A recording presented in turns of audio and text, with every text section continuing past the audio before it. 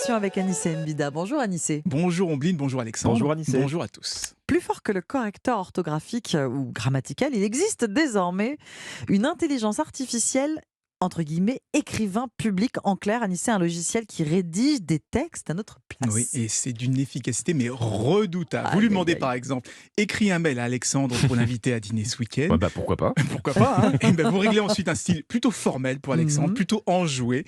Et il va vous proposer, mon très cher Alexandre, j'espère que vous vous portez bien. Oh. C'est avec grand plaisir que nous serions prêts à vous accueillir ce week-end pour un repas entre amis. Ça pourrait être une formidable occasion de se retrouver. Faites-moi savoir si vous êtes disponible amitié. Vous voyez, Ouais, beaucoup de chichi. Hein. Et tout ça, C'est évidemment, ça, c'est on a gardé. dit que c'était formel. Hein, C'est vrai. et tout ça avec une grammaire et une orthographe impeccable.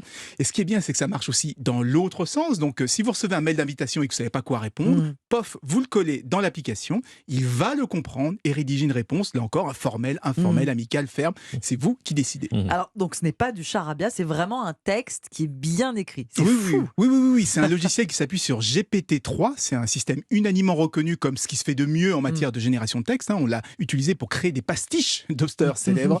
En fait, c'est un projet de recherche développé par l'ONG OpenAI. Et son objectif, c'est de garantir que les avancées de l'intelligence artificielle profiteront d'abord à nous, les humains. Alors, c'est un système, GPT-3, qui en lui-même est plutôt complexe d'accès. Et c'est pourquoi il existe des tas de programmes dérivés plus simples qui ciblent des usages spécifiques. Et celui dont je vous parle aujourd'hui, ça s'appelle Paragraph AI. Et il peut générer des billets sur n'importe quel thème. Si on lui demande par exemple une liste des bienfaits du jogging, il va vous écrire le jogging, c'est bon pour rester en forme, pour perdre du poids, pour la santé cardiovasculaire, etc.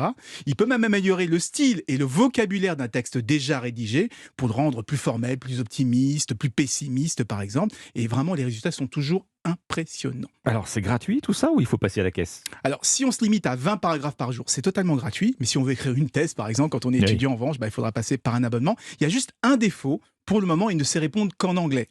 Mais une version 100% française va arriver dans les prochaines semaines. Donc vraiment, essayez-le. Pour moi, c'est le futur du traitement de texte. Qui prendra notre place pour notre thèse. Oui, ça fait un peu peur presque. Oui, quand même. C'est un outil d'écriture. C'est un Ça ne outil. remplace pas les idées originales. Bon. Exactement. Merci beaucoup, Anissé Mbida. Europe